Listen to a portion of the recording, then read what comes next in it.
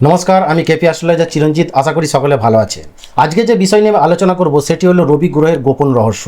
বিশেষ করে রবি আপনার জীবনে কী রকমভাবে প্রভাব ফেলছে, আপনার রবি শুভ না অশুভ না মধ্যম স্থানে রয়েছে, ঠিক কোন সময় আপনি প্রকৃত সফলতা অর্জন করবেন, তো বিশেষ করে আপনার জীবনে সফলতা সূর্য কখন উদিত হবে, এই রবি কখন আপনার জীবনকে স্বর্ণময় করে তুলবে, এই প্রশ্নের উত্তর পেতে নিজের জীবনকে জানতে ও চিনতে ভিডিওটি অবশ্যই শেষ পর্যন্ত দেখুন। তো এই ভিডিওতে এমন কিছু বিশেষত্ব লুকিয়ে আছে যা জানলে আপনার নিজের জীবনটাই পাল্টে যাবে। তো প্রথমেই দেখবেন, যদি আপনার জন্মছকে রবি সিংহ রাশিতে বা মেষ রাশিতে অবস্থান করে এবং এই রবির সঙ্গে যদি কোনো পাপগ্রহ যুক্ত না হয়, বিশেষ করে শনি বা রাহু যুক্ত অথবা শনি বা রাহু দৃষ্ট না হয়ে থাকে, অর্থাৎ দৃষ্টি প্রদান না করে থাকে, সেই সঙ্গে আপনার হাতের অনামিকা আঙুলের ঠিক নিচের ক্ষেত্রটি সকল ক্ষেত্র অপেক্ষা একটু উঁচু থাকে এবং একটি মাত্র রেখাযুক্ত থাকে, এছাড়া এর সঙ্গে কোনো বিন্দু, ক্রস বা জাল চিহ্ন না থাকে, একমাত্র স্টার চিহ্ন রবির ক্ষেত্রে শুভ ফল দিয়ে থাকে।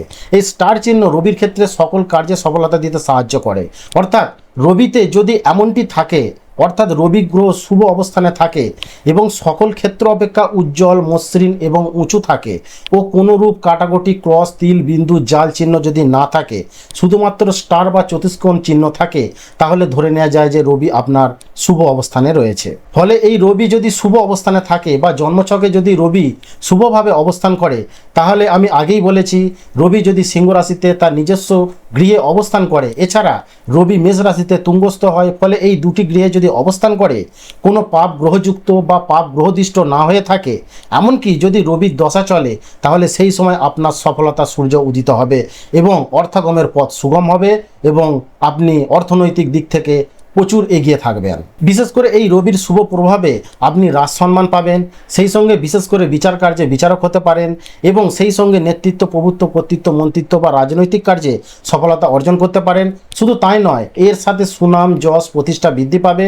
আপনি যে কর্মই করুন না কেন, তাতেই প্রচুর সুনাম হবে। সেই সুনাম, যশ, খ্যাতি আপনাকে পদোন্নতির পথ সুগম করতে সাহায্য করবে, এমনকি ব্যবসা বাণিজ্য উন্নতির পথে নিয়ে যাবে। যে ব্যবসায় করুন না কেন, তাতেই প্রচুর সুনাম বৃদ্ধি পাবে। অংশীদারিত্বের সাথে মতানৈক্য দূর হবে, এছাড়া হারানো ব্যবসা ফিরে পাবেন। এছাড়া পিতৃমাতৃ ধনসম্পদের প্রাপ্তির পথ সুগম করবে। ফলে উত্তরাধিকার সূত্রে সম্পত্তি প্রাপ্তির পথে যে বাধা ছিল বা কোনো ঝঞ্ঝাটের কারণে আটকে ছিল অথবা পাওনা সম্পত্তি আটকে ছিল, তা ফিরে পাওয়ার পথ প্রশস্ত হবে। এছাড়া আনন্দ, বিনোদন বা ভ্রমণের ক্ষেত্রে এক বিশেষ স্যাটিসফ্যাকশান আসবে। সূর্য উদিত হলে যেমন জগৎ আলোকিত হয়, ঠিক তেমনি আপনার জীবন আলোয় পরিপূর্ণ হয়ে উঠবে। এমনকি এই রবির শুভ প্রভাবে আপনার জীবনে বিশেষ করে সুনাম, যশ, প্রতিষ্ঠা তো হবেই, সেই সঙ্গে আত্মসম্মান, জ্ঞান প্রবল হবে। এমনকি তুখর ব্যক্তিত্ব সম্পন্ন মানুষ হবে আপনি। আপনি যেখানেই যাবেন বা যেখানেই দাঁড়াবেন, সেখানেই সফলতার আভাস পাবেন। এমনকি দীর্ঘদিনের ঋণের বোঝা নামবে, নতুন গৃহ, বাড়ি, সম্পত্তি, বিলাসবহুল যানবাহন এগুলি লাভ হওয়ার সম্ভাবনা অনেক অংশে বৃদ্ধি পাবে। এছাড়া এই রবি যদি আপনার জন্মছকে মধ্যম অবস্থানে থাকে, বিশেষ করে ধরুন আপনার রবি মঙ্গলযুক্ত, তার উপরে হয়তো শনি যুক্ত হয়ে আছে বা শনি দৃষ্ট হয়ে আছে, এমনকি কেতু যুক্ত হয়ে আছে, অথবা রবি মোটামুটিভাবে নিচস্থ, অর্থাৎ তুলা রাশিতে রবি না থেকে অন্য রাশিতে রবি আছে, কারণ তুলা রাশিতে রবি সব থেকে নিচস্থ হয়, অথবা হয়তো বুধাদিত্য যোগ তৈরি করেছে, রবি বুধযুক্ত হয়েছে কিন্তু সেটা মকর রাশিতে বা হয়তো কুম্ভ রাশিতে বা হয়তো ধনু রাশিতে রবি কেতুযুক্ত হয়ে বসে আছে। এই ক্ষেত্রে কিন্তু তুঙ্গস্থ রবি শুভ ফল প্রদান করবে না, বরং মধ্যম ফল প্রদান করবে, আবার খুব একটা অশুভ ফলও প্রদান করবে না। এছাড়া আপনার হাতের সকল ক্ষেত্র অপেক্ষা, অর্থাৎ বৃহস্পতি, শনি, বুধ এদের ক্ষেত্র অপেক্ষা রবির ক্ষেত্র যদি মধ্যম হয়, অর্থাৎ মধ্যম স্থান বলতে তিল, জাল, ক্রস এইসব চিহ্ন থাকবে না, কিন্তু ক্ষেত্রটি উঁচুও নয়, আবার রবির ক্ষেত্রে যে একটি মাত্র রেখা তাও নয়, একাধিক রেখা আছে, বা রবির ক্ষেত্র থেকে রেখা বেরিয়ে নিচের দিকে দ্বিখণ্ডিত বা এলোমেলো হয়ে গেছে, এমনটি যদি হয়, তাহলে কিন্তু ধরে নেওয়া যাবে যে রবি মধ্যম স্থানে রয়েছে। এমনকি রবির ক্ষেত্রটি অতি উজ্জ্বল নয়, বরং একটু চাপা বর্ণের, খসখসে হয়ে আছে। সঙ্গে রবির আঙুলটি, অর্থাৎ অনামিকা আঙুলটি দেখা যাচ্ছে তর্জনীর সমান সমান, অর্থাৎ তর্জনী আঙুলের থেকে নিচেও নয় আবার উঁচুও নয়। আপনারা কোনো স্কেল দিয়ে দেখে নেবেন যে অনামিকা আর তর্জনী কি উঁচু না নিচু না সমান সমান। এক্ষেত্রে যদি সমান সমান হয়, তাহলে ধরে নেওয়া যাবে যে রবির মধ্যম স্থানে রয়েছে বা মধ্যম ফল প্রদান করছে। এই রকম যদি হয়ে থাকে, তাহলে এই মধ্যম রবি কিন্তু আপনার জীবনে মাথা ব্যথা, মাথা ঘোরা, মস্তকে আঘাতপ্রাপ্তি, মস্তিষ্কে রক্তপাত বা রক্তক্ষরণ অথবা মস্তিষ্কে অস্ত্রোপচার বা মাথার যন্ত্রণা এমনটি ঘটাতে পারে। সেই সঙ্গে জীবনে সুযোগ আসবে ঠিকই, কিন্তু সুযোগের সদ্ব্যবহার করা অনেকটা কঠিন হয়ে উঠতে পারে। এমনকি কর্মক্ষেত্রে সহকর্মী ও অংশীদারীদের সঙ্গে মতানৈক্যের কারণে শেষ প্রান্তে আসা কাজ অর্থাৎ শেষ পর্যায়ে আসা কাজ আটকে যেতে পারে। আপনার জীবনে যে কোনো কিছুর ক্ষেত্রে প্রকাশ পাওয়াতে বাধা হয়ে দাঁড়াবে। যেমন ধরা যাক, আপনি হয়তো একটি গ্রন্থ রচনা করলেন, অনেক ভালো গ্রন্থ রচনা করলেন, কিন্তু প্রকৃতপক্ষে জনসমক্ষে তার ঠিকঠাক সমাদর পেল না বা প্রচার মনের মতো হলো না। এছাড়া আপনি মন প্রাণ দিয়ে কাজ করলেও কিন্তু বসের মন জয় করতে পারলেন না। মামলা মোকদ্দমা কোর্ট কেসে প্রচুর অর্থ ব্যয় করলেন, কিন্তু আপনি জয়ী হতে পারলেন না। এমনটি কিন্তু এই মধ্যম রবি ঘটাতে পারে।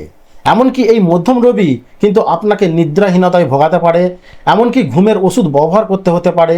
আর এই নিদ্রাহীনতা কিন্তু আপনার মস্তিষ্ক রোগের কারণ হয়ে দাঁড়াতে পারে। এমনকি নাক কান গলার কোনো সমস্যা বা রোগে আপনাকে ভোগাতে পারে এই মধ্যম রবি। কিন্তু যদি দেখা যায় এই রবি আপনার জন্মছকে নিচস্থ আছে, বিশেষ করে তুলা রাশিতে যদি রবি অবস্থান করে বা রবি যদি রাহু শনি যুক্ত থাকে বা রাহু শনি দৃষ্ট থাকে, সেই সঙ্গে যদি আপনার রবির দশা রাহুর অন্তর্দশা বা রবির দশা শনির অন্তর্দশা অতিক্রম করে এবং সাথে যদি রবির ক্ষেত্রে আপনার তিল ক্রস বিন্দু জাল এই ধরনের চিহ্ন থাকে বা কাটাকাটি চিহ্ন থাকে, রবির ক্ষেত্র অপেক্ষা কালচে বর্ণ বিশিষ্ট থাকে বা রবির ক্ষেত্রটি সকল ক্ষেত্র অপেক্ষা অধিক নিচু থাকে, অর্থাৎ বৃহস্পতি শনি বুধের ক্ষেত্র অপেক্ষা রবির ক্ষেত্র যদি অধিক নিচু থাকে, তার সাথে যদি অনামিকা আঙুলটি বাঁকা থাকে অর্থাৎ বুধের দিকে বা শনির দিকে বা সামনের দিকে বা পিছনের দিকে যদি বাঁকা থাকে, সঙ্গে অনামিকা আঙুলটি যদি তর্জনীর আঙুল অপেক্ষা ছোট হয় অর্থাৎ ইন্ডেক্স ফিঙ্গার অপেক্ষা যদি রিং ফিঙ্গারটি ছোট হয়, তাহলে ধরে নিতে হবে যে রবি অশুভ অবস্থানে রয়েছে।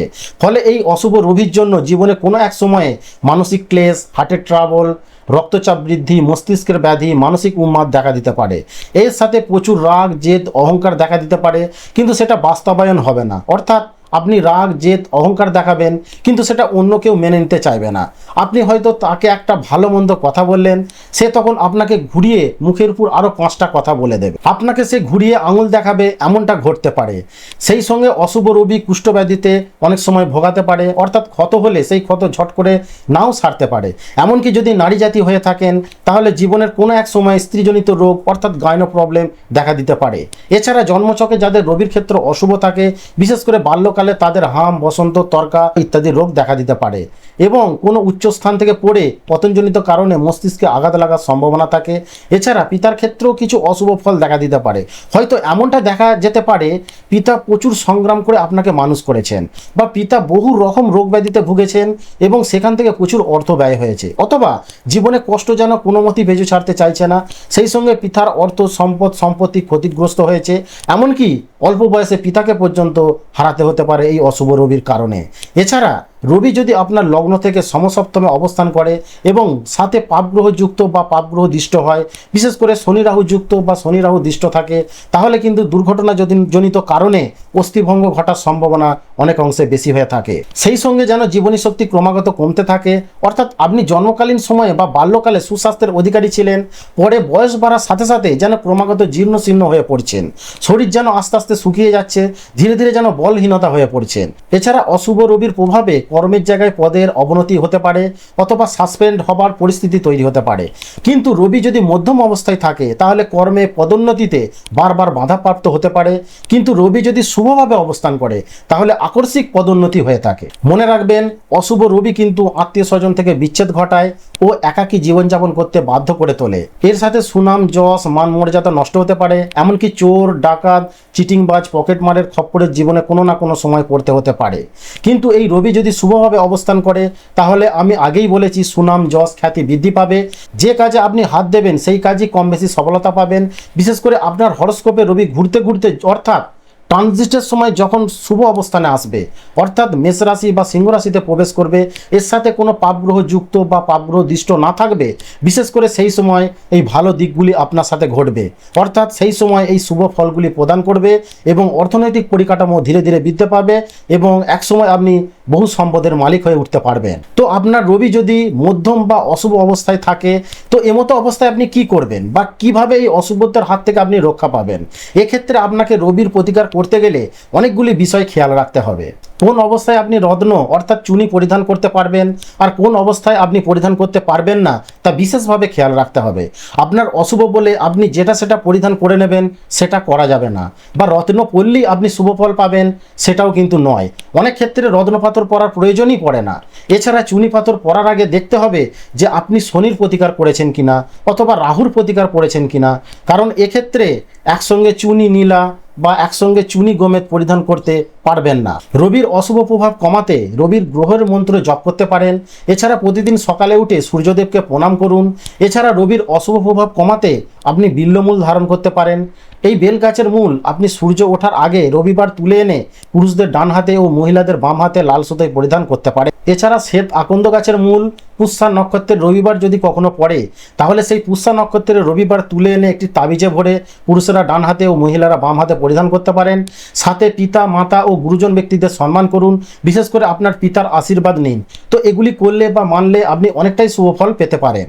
তো আগামী দিনে এইরকমই গুরুত্বপূর্ণ জ্যোতিষ ও আধ্যাত্মিক ভিডিও পেতে চ্যানেলটি অবশ্যই সাবস্ক্রাইব করে রাখুন। এবং আমি যে বিষয়গুলি নিয়ে আলোচনা করলাম তা আপনার জীবনে কী রকমভাবে প্রভাব ফেলছে তা অবশ্যই নিজে কমেন্টস করে জানান, কারণ আপনাদের এক একটি কমেন্টস আমার জন্য অত্যন্ত সৌভাগ্যের এবং এটি আমাকে পরবর্তী ভিডিও বানাতে ভীষণভাবে উৎসাহিত করে। তো ভালো থাকবেন, ঈশ্বর আপনাদের মঙ্গল করুন। দেখা হবে নেক্সট ভিডিওতে।